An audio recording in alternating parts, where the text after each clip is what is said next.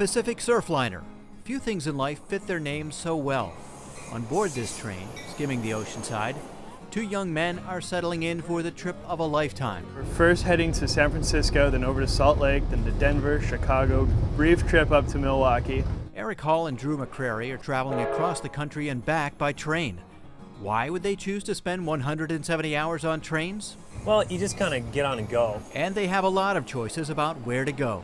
California Intercity Passenger Rail consists of 3 lines, with a 4th still awaiting a new capital investment program. Well, we certainly believe that Amtrak's future is in intercity corridors, something in the neighborhood of 100 to 400 mile corridors between cities. Richmond station coming up. In Northern California, the Capital Corridor is a 170-mile, 16-station route connecting the San Francisco Bay Area to Sacramento. These are going to be your tickets right here, okay?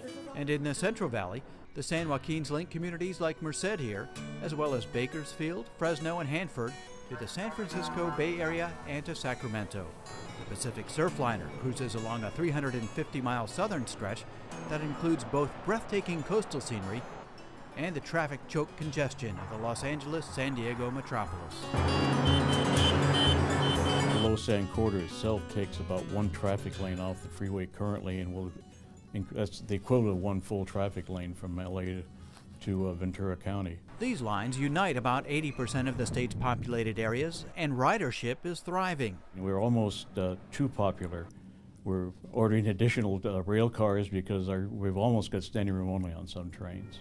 3 of Amtrak's 6 busiest routes are here in California. And there's a lot of different routes. It's not just one way. 20% of all Amtrak riders are in the Golden State, more than 5 million annually and growing. It's there, it's in place, it works. Okay, you guys are all set, thank you. But it wasn't always a success story. Intercity Passenger Rail had withered on the vine by 1990, and then California voters took action. They demanded and approved $2 billion in ballot measures to reinvigorate the system. Money began to flow, work took off, and the network began to grow. Since 2001, California's population has grown 11%, while auto vehicle miles traveled has grown only 8%. Meantime, ridership on California's 3 intercity passenger rail lines increased 46%. Train ridership is exceeding all growth expectations. We've really gone beyond the initial investment, and we've expanded it because of our operations and our commitment to service to the rider. So we think it's a good success story. The reasons why people have returned to intercity rail are almost as varied as the passengers themselves, but quality customer service is a common denominator. They're really clean and they're really fast, and the conductors are really friendly. We deliver a quality level of service. We don't hold back on making sure that our customers are satisfied and that we provide the timing and frequency and those things that they need to encourage them to be riders. Generally, riders are either occasional passengers or they are die-hard regulars. I don't think I would commute without the Amtrak, basically. I've tried driving down by myself, and it's okay on occasion, but way too stressful, way too time-consuming.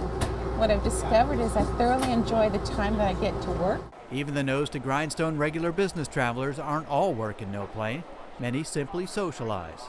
This is my friend Laura. I met her on the train and she taught me how to knit. We have a small family out here. I've been trying to get more people to ride it so we can maybe get more trains on the track. Cabernet. They may even enjoy one of California's most famous exports. Thank you. And there are iconic California treats for occasional travelers too. The scenery.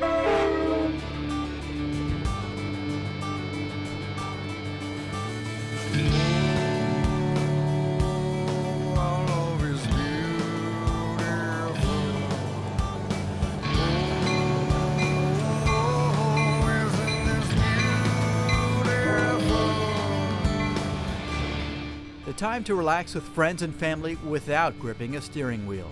My wife and I, we took an anniversary trip for our 7th wedding anniversary this week, and she had never been on a train before of any kind. Very impressive, very timely schedule, always on time. Clean trains, service is exemplary.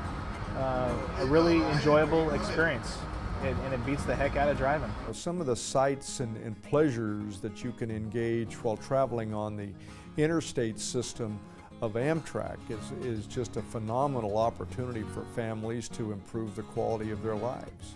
Because getting to your destination is half the fun. Not everyone has the option to drive. It enables me to go places without having a car, without a driver's license. It does give me a great sense of independence. Both older and younger people choose trains to maintain their freedom of movement without driving. And movement is really what it's all about.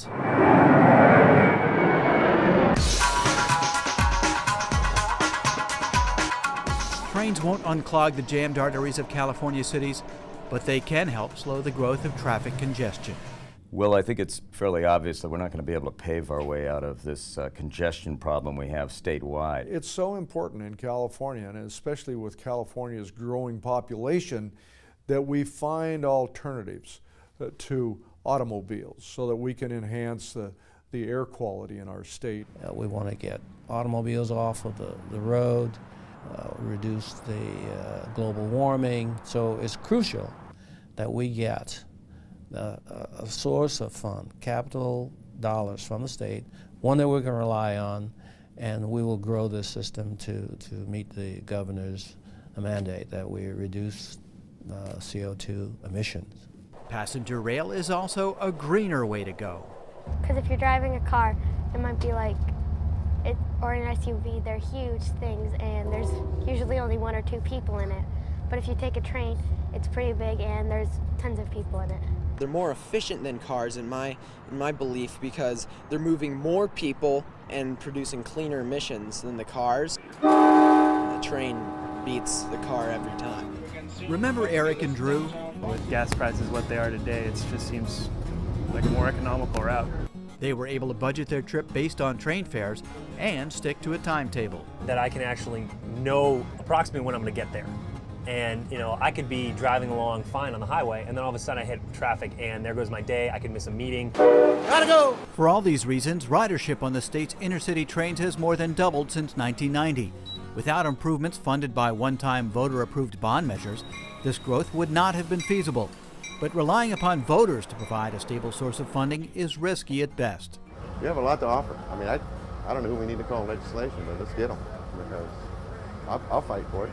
More importantly, Intercity Rail needs a steady stream of capital funds. It needs reinvestment on a steady basis, just like the highways. This isn't an us versus them. We're not looking to tap into anybody's highway funds. But I think that thought process has to flow to the rail side.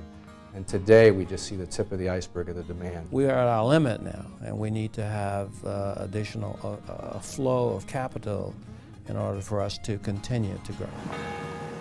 And there is room to grow. A 4th intercity passenger line would connect LA's dramatic Union Station to the Bay Area via the Monterey Valley. There's passenger service as far south as Gilroy and as far north as Paso Robles and San Luis Obispo. That missing link needs to be reconnected. The track is there, the right-of-way exists. We need to bring rail service back from San Francisco to LA.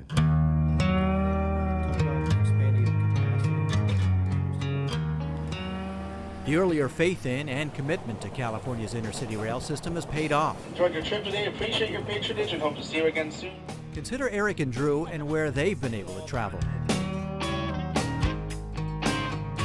Back when Eric and Drew were grade schoolers, Californians invested in intercity passenger rail.